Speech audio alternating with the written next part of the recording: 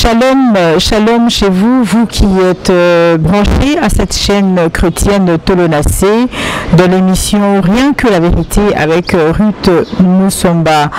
Ruth Moussamba aujourd'hui revient dans cette émission avec le même intervenant qu'on a eu la fois dernière. Nous allons continuer le témoignage avec le pasteur ex-magicien. C'est celui que je devais normalement présenter la fois passée, mais la série qui est erreur, on est dans le bas pasteur ex-magicien, dans le bas pasteur Luc Louaboué. Donc il s'agit du pasteur Luc Louaboué, l'ex-magicien, l'ex-sorcier. Donc c'est avec lui qu'on revient aujourd'hui dans l'émission Oyo. Tout ça, la continuité à ce sujet Oyo. Donc suivez-nous vraiment avec beaucoup plus d'attention. Ozoa Oyo Nzambe à Kolinga Kolobelayo à travers émission Oyo. Donc n'hésitez pas à appeler. Appelez-nous, contactez-nous à travers notre numéro, le mien, et puis pasteur P. Luc Laboué a copié ce numéro. Le mien, c'est le plus 243 81 0050 759. Avant qu'on appelle ça, pasteur Luc Laboué, on appelle ça le micro, na lingi, na pesambote, na Zolanda Bissonios, en tout cas, Zolanda Bissonios partie à France, Belgique, Allemagne, Suisse, Norvège, États-Unis, Canada, Australie, États-Unis, Hollande, Hollande, Hollande, Angleterre, Hollande, Maroc, Hollande, un peu de partout. En tout cas, shalom, shalom, shalom, na mabota na bino nyonso, shalom na activité na bino nyonso. Je dis shalom à mon père, c'est lui que j'aime beaucoup, mon pasteur, l'apôtre Joseph Moulumba Kazongo Maïmala. C'est mon pasteur. En tout cas, il y a ma colonel jusqu'à ce que Nzambe a comme manga et Assemblée charismatique La Gloire. Je salue encore et mon pasteur, mon autre pasteur berger Michel Kabala, toujours dans Assemblée charismatique La Gloire, Kuna Ezalina na avenue Capella. 20 bis na commune à Kalamo, na quartier Yelo Nord. C'est là où vraiment biso tozako vivre ba merveille Nzambe, tozako vivre la grâce, la main de Dieu. Voilà. Messieurs, dames, restez avec nous, na Tolonacé, vous ne serez pas déçus. Ici, Tozo Sabino, Sengeli, comment la marche d'un enfant de Dieu doit réellement se faire. Comment moi, Nzamba Kiko Tambola, Nina Kiko Sani, Kiko Salate, comment à se tenir face à tant Tozako vivre le lot. Par rapport à des mauvais messages, mauvaises paroles aux interpréter par rapport à la Bible. Et puis face à des bazako disposer cette mauvaise parole au Tobengi, faux prophète. Voilà. Tozongi, la pasteur Luc Louaboué, l'ancien magicien. Lelo, ma précieux shalom, pasteur Luc. Shalom, maman. Comment ça va? Ça va par la grâce de Dieu. Merci encore pour ce micro. Merci beaucoup, beaucoup, beaucoup vraiment.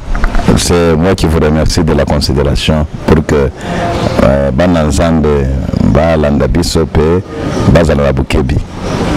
Au moins que tu as tenté à vraiment considérer parce qu'on se dit que ce que j'ai mis le Bumbashi, le pasteur Luc Labé n'est pas avec nous à Kinshasa, il habite de l'autre côté au Katanga. Donc ceux qui ont zongi, ils peuvent aussi suivre à moins que ce soit un prochain voyage, je ne sais pas le prochain voyage sera encore quand. Je ne sais pas, c'est la grâce de Dieu qui nous soutient et quand Dieu permet, on est là. Le Bumbashi, ce n'est pas notre pays, nous sommes dans la RDC. Oui, mais l'Europe, mais peut-être se dépasse aussi facilement. D'accord, par rapport à Moussala Nango, parce que nous sommes responsables de la famille, et nous sommes responsables de la grande famille qui est l'église. Mais pour ça, on ne doit pas priver aussi de tout par rapport aussi à la mission Nangaï. Par rapport à la mission Nangaï, on est obligé toujours de voyager, tout comme des vraiment, d'ici qu'à Nyonso, qu'à la mingi Petozo, comme vraiment, na poto. La poto Boana Kuna et Kozarafe, la France, à l'église Mema. On a pasteur Carlos Kanambaï qui est le mari de maman Anne Kanambaï, évangéliste maman Tolonacé. Il est Azali conceptrice, une promotrice, il y a chaîne chrétienne Tolonacé que je salue. Beaucoup chaleureusement maman, beaucoup de bisous à vous, beaucoup de bisous. Bon, papa, tu connais le nom, c'est le mystère de sang par rapport à monde de la sorcellerie Zalaki, par rapport à monde de la magie Zalaki. Le sang est représenté nous. Ok, en tout cas,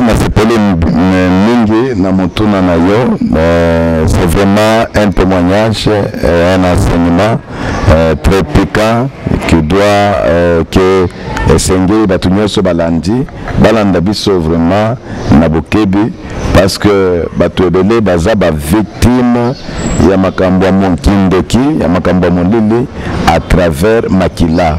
C'est pourquoi Mokolo Lelo Nalingi vraiment Kobinisa na poissa vraiment mystère Yamakila. Nous besoin le mystère du sang. Or, Nabandi Namu, Tobandaka Namu to définir Tonani Tolobi mystère. Parce que le mot, comme on a mystère, et où tinde na monoko ya anglais. On a zoloba mystique. Mystique et zoloba enseignement caché. Nenge tolobi mystère. Donc tolingi okota na muzindo obinisa na poissa. Na mystère nini secret nini bombami na kati ya makila oyo bandoki balandaka makila parce que bandoki il faut bamela makila ba occultiste makila Satan n'a besoin de makila au monde pe Jésus t'envoyé pe asopi nini makila mais na batu bayeba kate mystère nini sur le plan naturel, c'est-à-dire na ndenge nzambe akilaki et puis na domaine ya magie, domaine ya sorcellerie bameki basalaka nini po bakanga mutu à travers makila na ye. Alors c'est pourquoi tu le dis le mystère du sang. Mais nous savons payer sur le plan d'abord scientifique que le sang est une liquide tout à fait remarquable qui circule dans le corps de l'homme et de la plupart des animaux multicellulaires. Le sang nourrit l'organisme, lutte contre les infections et travaille sur le plan de la respiration. Mais Oyo et ça makila sur le plan scientifique. Mais s'il y a un produit, et loko moko eza na nzoto ya mutu, et loko wana eza vraiment attaché, un produit qui est plus attaché à la spiritualité de l'homme, c'est le sang. Alors, tolingi biso ukota na kobimisa secret wana. C'est pourquoi nous prenons au chapitre 4, le 6e verset, la Bible dit « Mon peuple est détruit parce qu'il lui manque la connaissance. » Dans le baka, celui qui est informé est formé. Et la délivrance ne commence pas avec la prière, la délivrance commence d'abord avec la connaissance. C'est pourquoi la Bible dit « Vous connaîtrez la vérité et la vérité vous affranchira. » J'aimerais dévoiler 6 sortes de sang. Il y a 6 sortes de sang. Le premier sang, nazolo de là, le collègue à Motoki. Pour que Moutoua toka, il fallait zoto ça et ça la mouvement. Tant que zone ingisa nzoto, makile bandi koleka na vitesse na kati ya nzoto ya moto. Moto bandi kotoka. C'est-à-dire Motoki, et ça mai oyo zota na misisa direct ya nini ya nzoto ya moto. Donc ya misisa esika makile le kaka. Donc mutokeza makila na makila ya mibale na kobinisa eza nkona mwana mobali, les spermatozoïdes. Ceux qui otuni ba médecin, il n'y a pas de vie sans la semence de l'homme.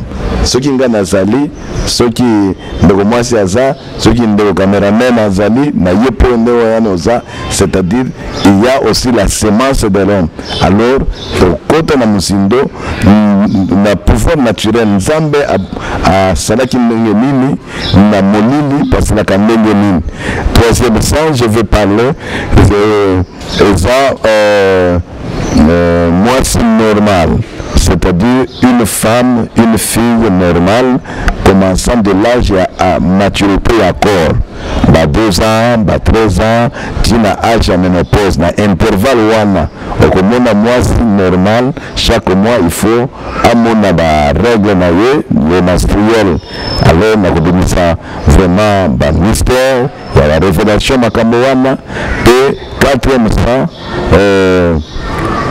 aussi tokobimisa pour la nini le premier croisement d'une fille na mobile kokoshe ya liboso ya mwana mwasi fille et nana yebi mibali te kokoshe na ya liboso pour il fallait qu'il y ait vraiment le sang et ba bébé si mwana na biso na kila kibumoseka na 5e sang tokolola pendant l'accouchement d'une maman tango maman zobota okomona ka présence ya nini ya makila et na 6e sang tango moto azoki makila ezobima notez bien avant que tokota na musindo oko remarquer que ba esika ta bato basalaka na ba hôpital plutôt na ba événement mosusu makambo ezalaka ya ofele okomona ka circoncision esika makila ezosopana nde balobi no kuna circoncision eza ya ofele kuna na hôpital moko songolo pakala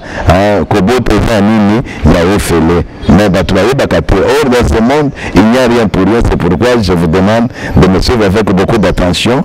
Boyeba mystère de sang ezalaka makambo ya secret makila ezalaka ndenge nini mbala moko nazokota na makila ya liboso oyo tolobi mutoki ya solo mutoki ezalaka makila nini ebombami na kati ya mutoki na kati ya nature d'abord ndenge tolando sana misala ya molili ya soloka soki par exemple nazokende na nzela na kuti ata elamba na se oswate ya mouchoir oswate papier mouchoir na kozwa na kolokota biloko wana nakende kovérifier ce qui muntu ya solo a utilisé eloko wana. Alors ce qui muntu a utilisé eloko wana na okota lokola ngai ndenge na bando sala musala molili kala wana makambo ya bunganga na makambo ya kindoki na okota na chambre mystique na ngai na zui table na installé bien na zui elamba ya pembe to bando benga pentacle de puissance pour le magicien na installé likolo ya nini ya mesa nde na zui ba bougie ma couleur différente rouge, blanc, jaune, ainsi de suite 4 coins na zo pelisa ba bougie du gauche vers le droite. Notez bien vraiment bino de fête à anniversaire des autres pelisa ba bougie il y a ba couleurs différentes. C'est une magie que de bakate. C'est pourquoi ne faites pas ce que vous ne connaissez pas le bébé. C'est anniversaire mangai. Le cola tozu le quoi d'amindele to zo imité. Mais batu ba yébité or bougie et symbolise la Lucifer. C'est pourquoi dans toutes les églises quand on allume une bougie, ils ont représenté un zambété et symbolise la Lucifer. Mais on attend à quoi comment bougie ils ont représenté Lucifer. C'est pourquoi ba occultiste ba komala toujours dans la lumière de dans la lumière de lumière wana baloba koza lumière ya nzambe te. C'est ce qu'on appelle Lucifer. Baboto nzambe baboto liye gloire mais azolinga alingaka te ba changer ye kombo yeninga bato babenga yeka Lucifer l'ange de lumière mais akoni déjà diable akoni satana. Alors l'ange de ténèbres, les ténèbres. Alors ce qui m'a pelisi babushi na tie bilamba wana mushumba pia mchoro wana na bandiko sala ba evocation et tant nazo sala ba evocation ce qui a solo muntu utilizaki elamba wana na komona muntu image ya muntu et apparaître na elamba wana lokola photo tango ya apparaître lokola photo na mona eza mona mwasi ndo iteze na ndo eza mona mobali aza mokolo aza mwana lokola na moni ye na na possibilité ya kosala ye mabe ndenge na lingi na yoki kobwaki na ye bututu na koki kobwaki na ye maladi na koki koboma ye na yoki kosala na ye makambo nyonso okutana ngai makambo wana koleka ndenge nini parce que na monde ya sorcellerie na monde ya magie bokoki koloka mutu te sans que bokanga ame ya mutu parce que mutu spirituel c'est l'âme. Or ce qui est indiqué koyeba ame aza nani kaka ce qui est lali ceux qui ok vraiment bato elali na ndoto, la personne qui fait des rêves moto alotaka bandoto omoni basoki misayo ozokima aussitôt ki moto wana alotaka bandoto de âme. Maintenant na kindoki avant boloka moto bobwakila ye malade boboma moto ya liambo, il fallait que bokanga nanu molema na ye. Mais bokanga molema na ye ndenge nini, il faut que loka esika motoki na ye atiaki motoki na bilamba. C'est pourquoi la Bible dit dans le livre de Lévitique, je pense au chapitre 17, la Bible dit l'âme de l'homme repose dans son sang. Alors c'est là qu'il mystère one. C'est pourquoi nazoloba façon bato ebele bazoutilize bamouchoir, bato ebele basi baperdre mouchoir, bato ebele bazobwaka bapapier mouchoir, autilize papier mouchoir abwaki sanke ayeba ki vraiment ntango azobwaka nde vi na ye. Bato ebele vraiment balokami na nzela wana. Bato ebele azwi bilamba oyo ye alati apesi moninga mais ayebi motema na ye te. Moto mosusu bilamba na ngai wana ekomi moke ekomi ya kala abwaki tango abwaki ayebi te nani akoleka esika wana nani akolokota. Alors c'est pourquoi okomona ta bato oyo babandi okende pa ya banganga okomona kaka no batindaki ngai nakata eteni ya elamba ya nini ya motu nayiba chaussette nayiba sous-vêtement nayiba ndenge nazoloba na ebele bato bazolanda ngai bamosusu basi baperde bilamba intimité basous-vêtement basengle banini. Alors or ceux qui perdent elamba na ye yebake ceux qui se retrouvaient dans maboko ya ndoki ya un magicien, un occultiste afin la possibilité de rester évocation ou apparaître. Ceux qui apparaître en balamoko, il a la possibilité de tout faire pauvrement à l'ocayo. C'est pourquoi, comme conseil, je vous dis bien aimé, Madame Messousso, avant que tout ça me là, ça va bien amini, nabukebi. Mais nalingi kokota na mozembe bato mosusu okomona loto ndoto aza peut-être na Kinshasa na lotaka ndoto aza na mboka aza na check-up aza na Mbushimai aza na province aza na Bandundu aza na Lubumbashi esiko lotaka ndoto ozomimona mutu mosusu okomona vraiment aza vraiment na bon marché mais azolota aza na monga fula na ndako wana bandeko futela bamosusu omoni asi akoli aye papa mokolo mais na bandoto na ye azomimona aza na classe azotanga c'est-à-dire esiko omonaka mingi soki olali oloti ndoto ozomona mosusu omoni aza na nzamba azoluka nzela abima akeboye amoni nzela te akeboye alingi kolela bio nakozwa ndenge nini asituki oyo eza ndoto te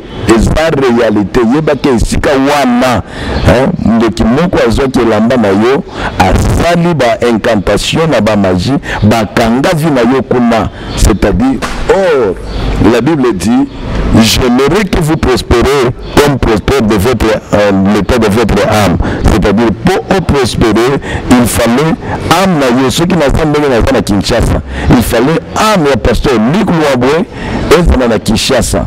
Mais ceux qui ont na Kinshasa va se retrouver âme na yo bakanga na zamba bakanga na cimetière bakanga na ndako moko ploye. C'est ce que nous appelons la détention spirituelle. Détention wana spirituelle te bande kokanga batu à travers de bilamba ya batu na yebite motoki na yo aussi esi kenda wapi bilamba na yo opesaki nani na bamosusu yaya mwasi okomona bazoti changer bilamba nalati elamba motokozobi pasteur Luc veste na yo eza kitoko nalingi mpe vraiment mokolo mosusu opesa nga mpe nalati soki ozwi veste na omona azwi elamba ya moto alati. Maintenant soki moto oyo ozwi elamba na ye soki aza na bilakeli mabe aza na bututu balakela ye mabe il y a des malédictions autolobi la malédiction héréditaire lokola biso tolanda oloba kuna na baterme technique ngowela une malédiction générationnelle elandaka makila maintenant ce que notre lamba ya monto ya la malédiction one directement la malédiction est signée parce que la malédiction est transmissible. Alors on est ça mystère ya motoki. Pardon pasteur Luc Olobi, la malédiction est transmissible.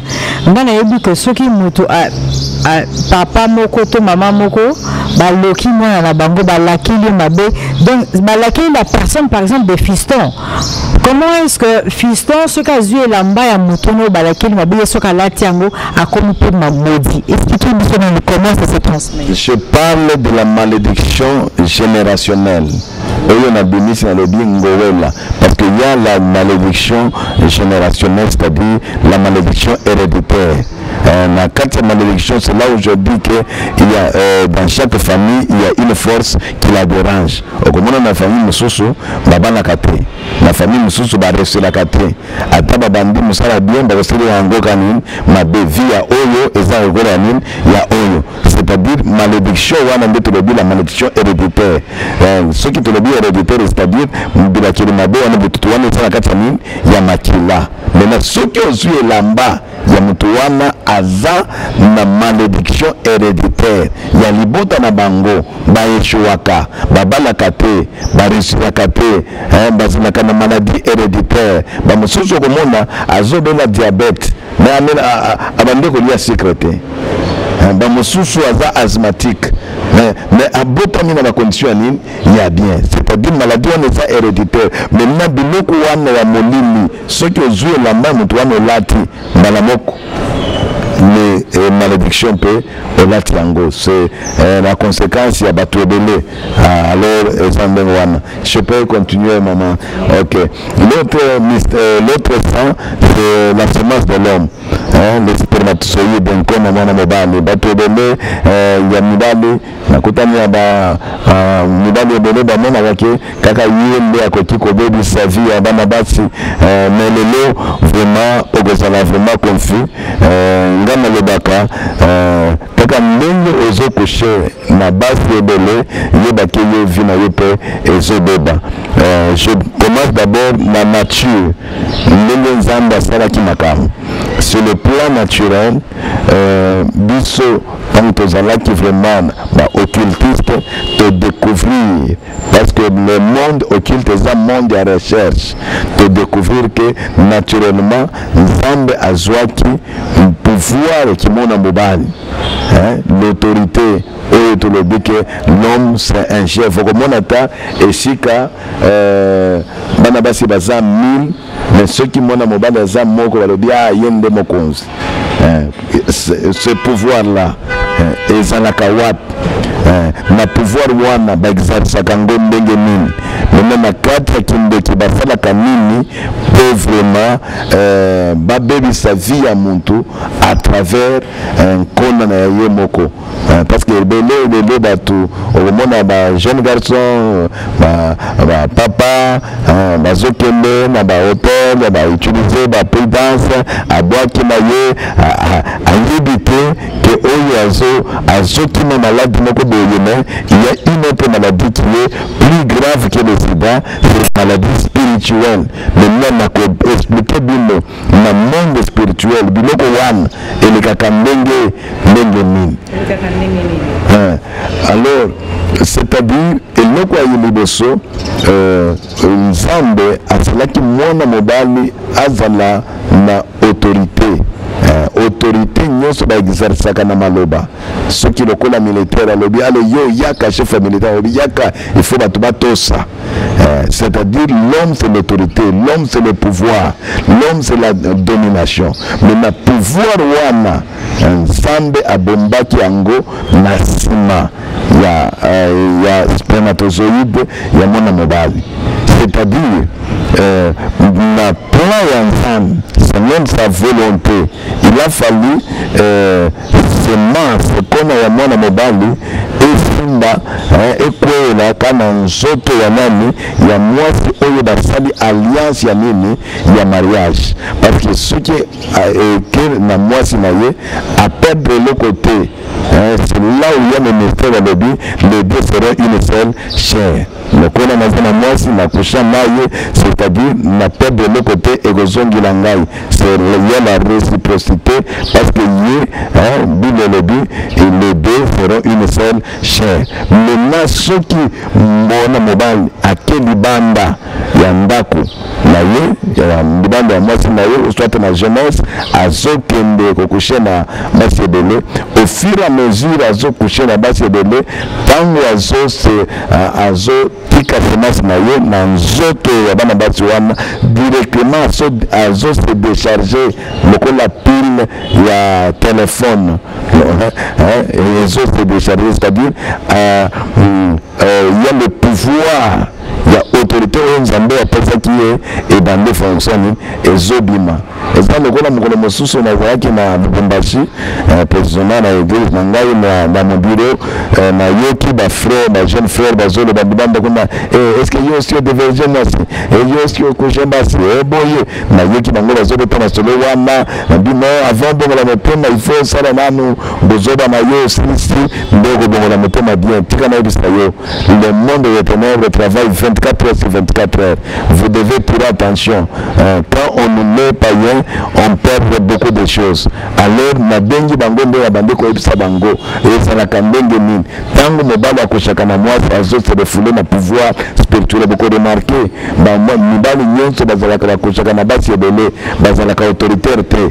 L'autorité ko mona ta abandi ko ganga mungongo na yeza munene kutu ya koleka ngai. Mais ce qui a zoganga la tamasi na ye mwasi azo sentir ezo sala le côté mais mona ka mutu mususu azo teka na ye ba faire azo teka biloko ya bien azana ba copie ya bien le kiba ba partenaire ba beta masolo mais a sentir que makambo zolo ba ezo toucher bango te bona mimi ezo simba bango te parce que akoshaka vraiment na basi ebele donc a fait décharger. Alors ceux qui ne spermatozoïde et se retrouver na maboko andoki na maboko ya occultiste faire vraiment wana kolela on koleza témoignage ça makambo moko pratique na benji vraiment na kota na musindo na ibisabino koma ereka un jour na vaaki na mboka na biso ya Likasi. Likasi c'est une ville qui est à 120 km avec la ville de Lubumbashi. Na yai kuna ndekuna bando sala musala mulimi na vaaki nganda pena vaaki ndoki mais gloire soit rendue à Dieu parce qu'en 2002 Dieu m'a récupéré et j'ai donné ma vie à Christ. Alors na yambaki mwana moko wa mwasi alobi no papa na ye koloka kisi ya chance osunga ngai boye nazo pesa ye mora bi ndoko wa mwasi en tout cas ayo okuti ngai na pe naza na posa ya kozwa vraiment na kitana poso yibi ya bana mibali bon alobi papa ayo za mboka na biso te na uti na Lubumbashi balobi oliye pesa nga mbongo ndana kopesa yo $50 na kopesa yo tina kisi ozoluka balobi no papa na kinanu koyenga soki vraiment na okuta na bakopi ya bien na koyela yo. En tout cas bandumba bana basi babandi kosunga biso na monde wana koloka na kobebisa vie ya bato ebele. Alors directement alobi te na zozela ye s'il vous plaît, maman journaliste ne se retrouver à 15 heures. Donc moi, si à Zongi, à 4 prudences, avec beaucoup de respect que je vous dois, mademoiselle, à Yéna, 4 prudences, et ça déjà dans bassement, ça le dit non, papa, aux anamilimo a bien, tant on a bien qui cacao, na côté na katia muto kamoko boye, tozo kende na centre-ville, chauffeur à talinga bien, aux oseka bien, aux vraiment na mino le kola loso, balamoko te bandi ma solo, à draguer ngai, et to côté na yena hotel, na su ya ye yangoy, oyo za ya mundele, na kutani na yena na magasin, oyo za ya mundao na bandiko ya 4 na bia, en tout cas félicitations, na $50 na pesi ye, tika na bisabino, na si na bongole motema, mais boye bake, ba musus, bandoki, ba occultiste, ba rosicritien, bato ebele, ba oyo bazalaka na ba science mystique, bazana misala oyo, nazo fungola bino mémoire, bozala na bukebi, batekaka bato spermatozoïde. Il y a même d'autres entreprises sataniques pour osala esika mosusu kuna il fallait basenga ye spermatozoïde. Alors nde ba révélation oyo nazobimisa de façon que vraiment donc yeba que vraiment marcher en dehors de Jésus-Christ c'est vivre dans l'insécurité. Bien aimé dans le Seigneur, esika nyonso ozolanda landanga na bukebi oyeba ndenge monde esi ebeba ndenge nini bandeki bazosala masala mabe ndenge nini bazoteka tina baspermatozoïde ya bana mibali na pesi ye mbongo na tikali na spermatozoïde mokolonga na bongo na kimotema na papa na ngai ya molimo vraiment akotaki c'est parce que balaki kozwa biloko na ngai ya bakisi bakotaki ngai na 200 plus ya 250 capotes prudence ezalaki vraiment na basemence akona bana mibali okotuna ngai papa obanda osala nango nini soki muntu aye koluka kisi epa na ngai ya kozala vraiment autoritaire lokola vraiment tozalaka vraiment na bato lokola ba politicien ba directeur d'entreprise ba avocat ba magistrat komona ekiba moto oyo bazoluka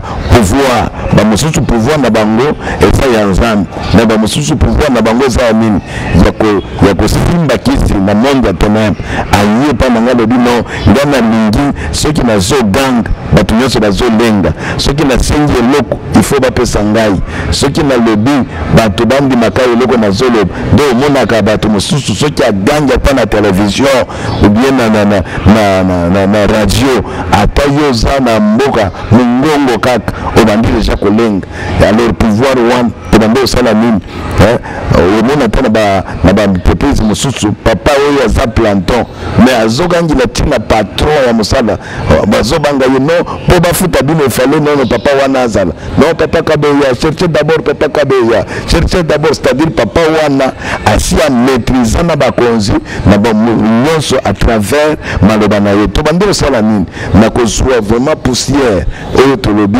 le poudre cabalistique eza ensemble ya poussière euti epai ya misisa ya banzete tosangisi avec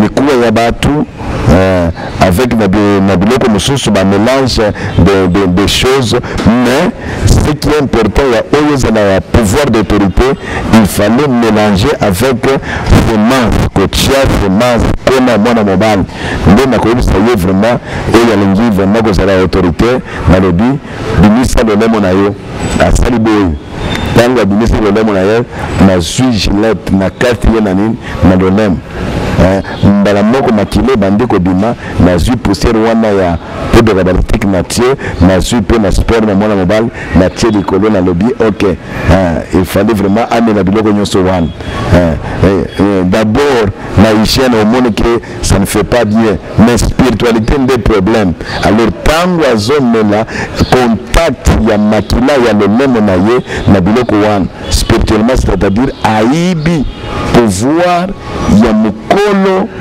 kona na ye wana ya mukolo kona parce que c'est là où Bible zoloba na Jean chapitre 10 le 10e verset que le voleur ne vient que pour dérober, égorger et détruire. J'insiste pour voler, dérober. Wana aibi nini pouvoir d'autorité ya bandiko exercer ce qui a quelque senga mbongo bakopesa ye. S'il vous plaît, avec beaucoup de respect que je dois à tous les hommes de Dieu, parce que tout celui qui s'appelle serviteur de Dieu n'est pas seulement serviteur de Dieu. Tous en émission, rien que la vérité, parce que basali nzambe mususu komona ayebi ata parole te, ayebi ata kopeya te, mais ata na kisi ce qui a tenu boy, pesanga $1000, pesanga $3000, pesanga $5000, pesanga 500 ata ozana mbongo ya makambo mususu eza mbongo ya ezoluka ya garanti mais lokola azana pouvoir wana azue pa ya nganga moko lokola ona na Kinshasa ndani na yeye na Kinshasa na zaki na bureau moko ya msana nzambe tozobeta na solo na moni client nga moko wakala pasteur ya wan akotinga bi eti yeye ko pesa je na yo bambilo ba bete nakamwana na tiki kala depuis 2002 il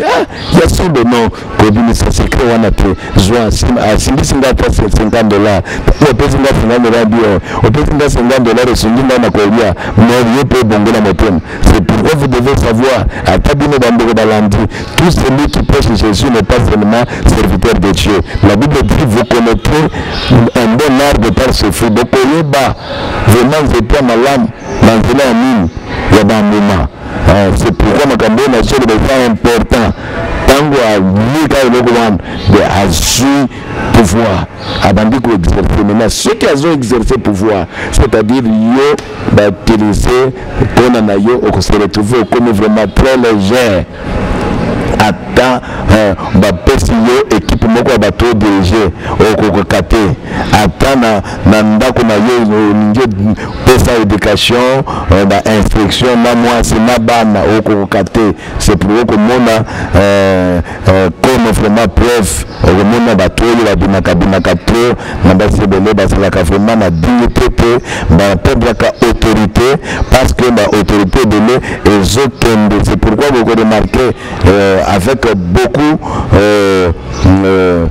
d'amour que j'annonce à tous les chrétiens bezala na bokebi okomona ba culture balingaka vie moko ya libanda ya kokende vraiment ba hôtel ya komini. C'est parce que basombaka biloko wana etekamaka bazoka ezokende na baloge que semence na yo mwana mobali yo vraiment na ndenge tina age na yo bazopeya yo liloba okendaka kosambela mais okotaka kaba vraiment na kindumba. Est-ce que semence na yo aussi ekenda wapi obandaka kolela nazoteka biloko nazosomba ngai te biloko na ngai bato batalaka ngo te soki na beti bakope tozosolola bato bazo déconsidérer ngai te.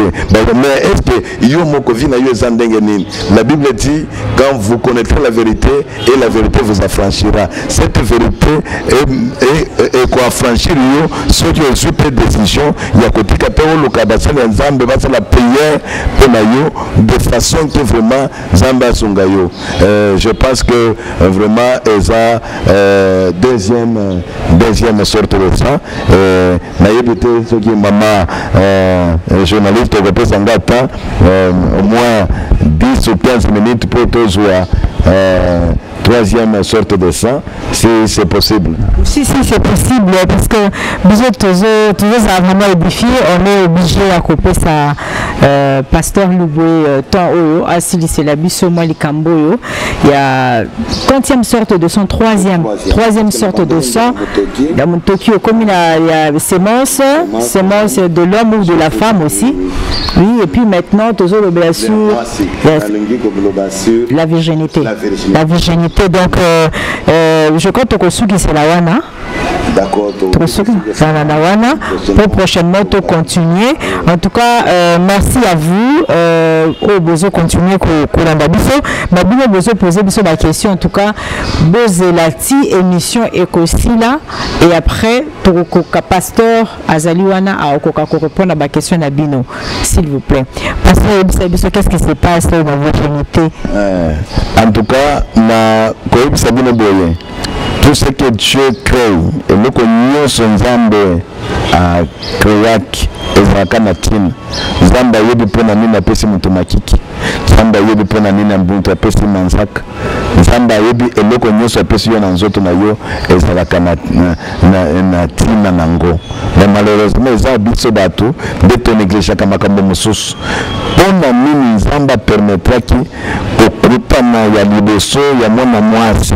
Il fallait Makila et Tanga. Vraiment, il y a la présence de Makila, Autolobi, Kimoseka, la virginité. Il y a vraiment, verset dans la Bible, dans le proverbe, qui trouve une femme, trouve le bonheur. Au moment verset, maman journaliste, c'est le verset le plus beau que moi c'est l'Indako, parce que moi c'est l'Indibala. Vraiment, qui trouve une femme, trouve le bonheur. Maintenant, le long d'Akobi Sabino, est-ce que réellement tout celui qui a trouvé la femme a-t-il trouvé le bonheur? Date de question, point d'interrogation, Mutuna Yango. Le est-ce que. Oui, pasteur. Et Zakakate, celui qui trouve une femme trouve le bonheur. Même celui qui trouve un homme aussi trouve le bonheur. Parce qu'il y a de ces hommes qui assassinent, qui détruisent la vie aussi de la femme. C'est vice-versa. Mais profondeur. Maintenant la profondeur. Pourquoi la Bible a dit qu'il trouve une femme, trouve le bonheur. Maintenant, le maman, donc yeba, mais bayebi fond, il y a les camboana te bonheur, il y a moi c'est la kawat et bandakandenge nini. Parce que ndenge nzamba kila kimutu. Bible le dit, Dieu a un projet de bonheur et non pas seul de malheur. Destiné à mon tour, destiné à mon mobile. Ce qui mon mobile, maman, na papa, babote moine, azo kol, nandako babote, azo tanga classe, à Silis université, à Dandi Moussan, nyonso azozwa nassi sous la bénédiction de ses parents. Donc azozwa par rapport à bonheur ya ba parents. Mais bonheur na ye par rapport à programme ya nzambe. Nzambe azwaki bonheur ya mwana mobali abombi yango na kati ya mwana mwasi. C'est la femme qui est un dépôt, il y a bonheur. C'est pourquoi la Bible dit, celui qui trouve une femme trouve le bonheur. C'est-à-dire dans mon mariage. C'est pourquoi au monde dans mon mariage, normalement, il a fallu moi si ala ta pembe, robe wana ya pembe, robe wana pembe zoloba, moi so ya za vierge. Mais malheureusement, na yebite yo sala ki mariage ndenge nini. Parce que bato belé bazo tromper ti na nzambe. Parce que quand ils ont un mariage, on a 4 parenthèses. Mais l'endanga bien. Alors, selon Dieu, il a fallu première rencontre dans le but, la nuit. La nuit de noces. La nuit de noces. Dans le mobile, la moisse, bazo sangisanzo, selon volonté ensemble, il a fallu makila wana. Il y a moi c'est esimba nzoto mobile. Et ce qui est simbié, c'est pour dire, azoloba, c'est un langage spirituel. Et ça le voilà moi azoloba, François mobile langai. Bonheur et ensemble pesa tibiso. Potos à la bien. Parce que qu'est-ce que le bonheur? Le bonheur c'est une potentialité, c'est une faculté. Oyenzambe makoki oyenzambe pesaki mutu nyonso ya koresir awa na mokili. Vie facile, vie heureuse, kolia malamu, kozomba mituka, kotonga bandako. Alors zamba zu bonheur wana atie na kati ya mwasi. Mais malheureusement lelo komona mwasi ya bali directement azan déjà azia a BBC virginité na ye. Non, ce qui a BBC qui virginité na ye na mobali oyo aza ya vie na ye te. C'est un pain perdu et c'est un verre cassé. C'est-à-dire na ye a kozwa le côté na mobali wana zu le côté même ba BBC parce que le mariage c'est l'alliance. Or quand on parle de l'alliance, pacte nyos, même avec qui magicien, avec qui sorcier, il n'y a pas de pacte sans le sang. Mais la Bible dit les deux seront une seule chair. Pour qu'il y ait une seule chair, il fallait qu'il y ait pacte de sang. Le pacte de sang, il y a spirituel, c'est non programme, il y a moral, les deux seront un. Il fallait qu'il y ait le sang de moi. Alors, biso, on a remarqué que bonheur, c'est-à-dire d'abord valeur de moi exacte. Maintenant, au biso toujours le bas maintenant spiritualité. Maintenant, ce qui vraiment makina wana mwana mwasi écoutani na nini, na écoutani na kati ya maboko ba récupérer ngo par un occultiste. En tout cas, via batu. Attendez na zolo le bawa na yoki posa kolela. Parce que na yobi combien de fois les loba tu bassemble dans l'église ne ba koni babola. Les loba tu dans l'église ne ba koni ba tu moko basangi tina. Or ma connaissance le monde tout ce qui est appartient à notre Dieu. Pour na mine ba tu azolela. No komona ba kiltiste bazo évoluer malheureusement la camine moto assemble la ka. Na yebi te ko tambula ba principe ya nini ya nzambe. Alors et ça le kola papa moko tangu na zawaki nganga ndoki ayepa nanga le papa nganga. En tout cas na baye souffrance na à partir ya lelo opesa nga kisi ya bonheur nyonso na kozala na réussir nalobi papa eza problème te nde mosala na ngai nakoki kopesa yo condition moko napesi yo sala nyonso luka une fille oyo eza vierge c'est pourquoi nazobisa bino ya somo ata ndenge nini bazoloba moviolo violation baviole mwasi violation wana ekosila te mpona nini parce que makila ya bana basi esungaka bacultiste kozwa mbongo nayebisi eke lukaka moshwari ya pembe luka mwasi oyo aza vierge sala nyonso pesa ye mbongo sala nyonso pesa ye bolingo sala nyonso soki andimi kaka bokote na ye na chambre soki na hotel bosangisi nzoto soki odeflore ye obebisi ye makila ebimi zwaka moshwari wana opangusa ye soki oyeka na moshwari wana eza na makila ya mwana mwasi ozwi bonheur c'est là où il y a le mystère qui trouve une femme trouve le bonheur maintenant natoyebi te lelo yo moko moza mama oza elenge mwasi ndeko yeba soki oza bonheur ou soki oza bonheur te c'est pourquoi nazoloba soki osi operdre je te dis que ce n'est pas encore trop tard parce qu'il y a un Dieu qui est du rétablissement un Dieu de restauration c'est Jésus-Christ de Nazareth mais en dehors de Jésus-Christ tout est perdu alors nde namoni papa wana après quelques jours s'il vous plaît na respect na pesi bino ayeli ngai sous-vêtement mobimba na nini na moshwa ya mwana mwasi esi ebeba alobi na kopere na ye papa nalobi papa ovwani ozwi mbongo okomi musu nde lokola ngai nazalaki na bando pesa bato molangi moko to bando baporte bonheur nakozwa le parfum le plus puissant du monde à Sarabia ezalaka epai ya bamusulman na tie na kati ya molangi wana nazwi poudre ka baleseki ya bonheur na tie na molangi nazwi mouchoir wana eza na makila ya mwana mwasi ya kimbonyoseka nazwi mwa gilete nazo gratte bamiote baparticule mikebike wana ya maiteni wana ya lamba eza na makila ekoti na mulangi wana ya parfum na ningisa yango napesi ye nabi papa bonheur na yo yango yo mikolo nyonso apres kosokola olingi kobima zwa mosapi na yo tia na kati ya parfum oyo opakolika na nini na elongi nyonso kosala réussir parce que vous avez mino moko de vierge de fleurer une fille ce n'est pas facile c'est-à-dire moto abondaki mais à réussir quand on a réussi que de fleurer moi ndenge moko na vie donc à réussir mais à réussir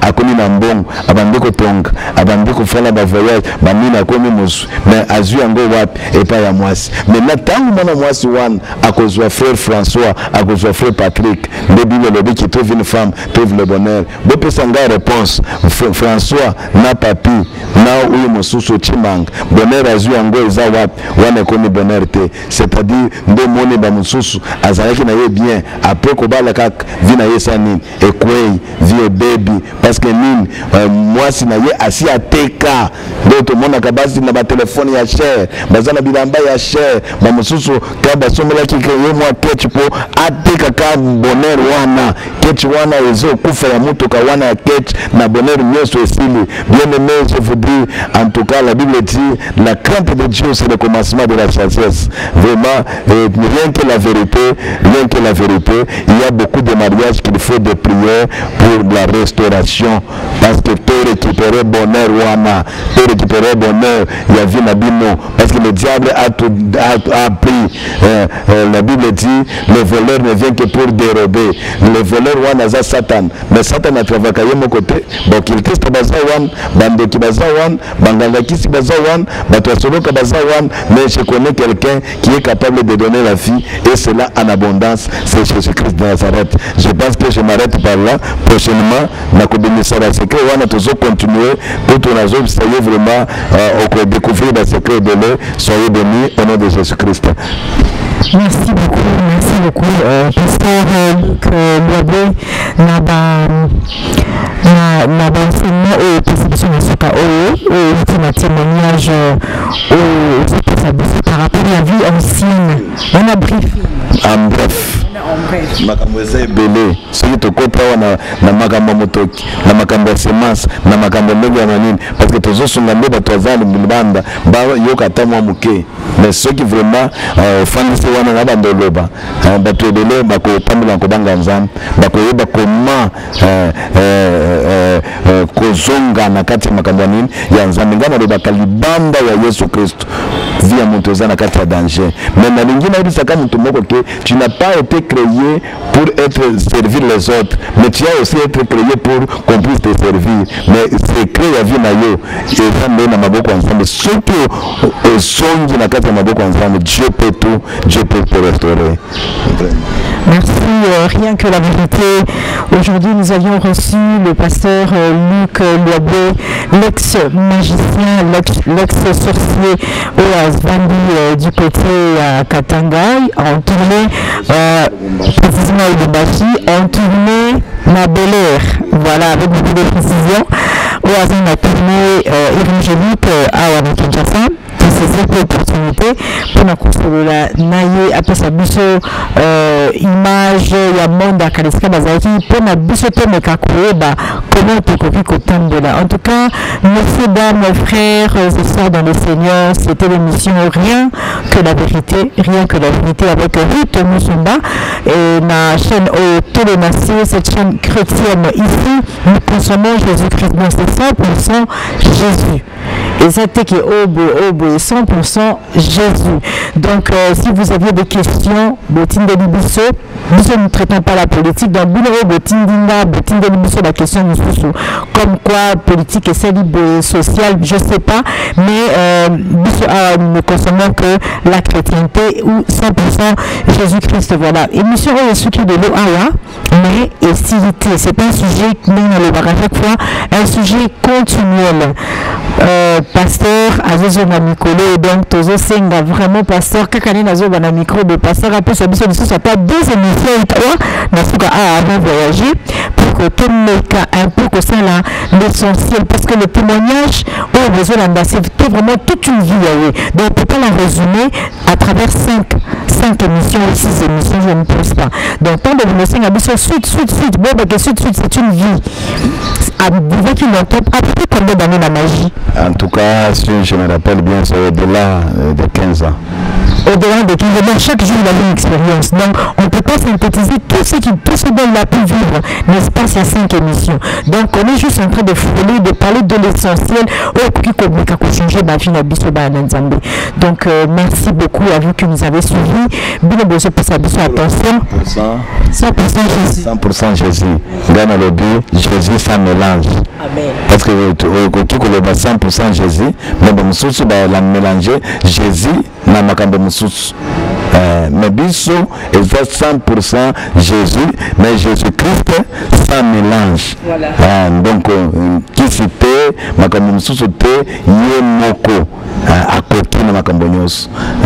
En tout cas, si vous avez des questions, j'ai mon numéro, c'est le 081 379 40 49. Donc on commence toujours avec plus 243 81 379 40 49. Je vous aime bien avec Jésus-Christ sans mélange. Voilà, c'est encore un autre élément à Sikatosu, vraiment sans mélange. C'est pourquoi on va s'en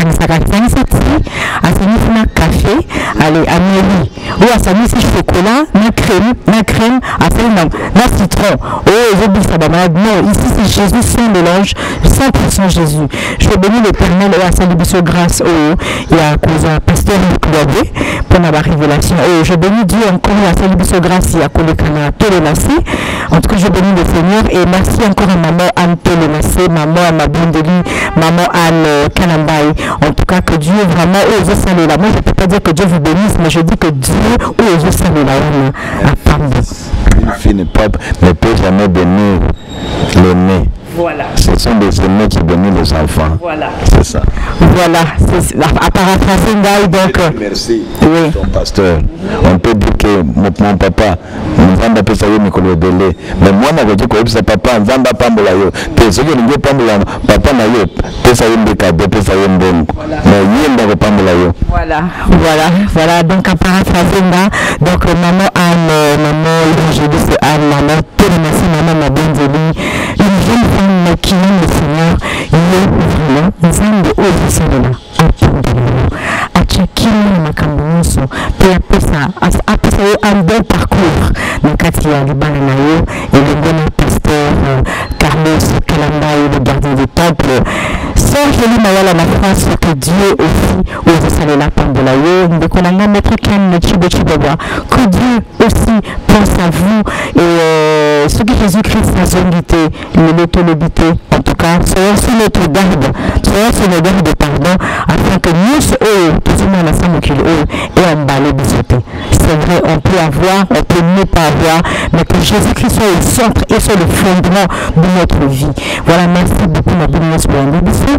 N'hésitez pas, appelez-nous, contactez-nous, la plus 281, comment plus 243 81 0050 759 plus 243 81 0050 759. Là vous aurez à voir Ruth Moussamba na WhatsApp ou sur ma Facebook la Ruth Moussamba.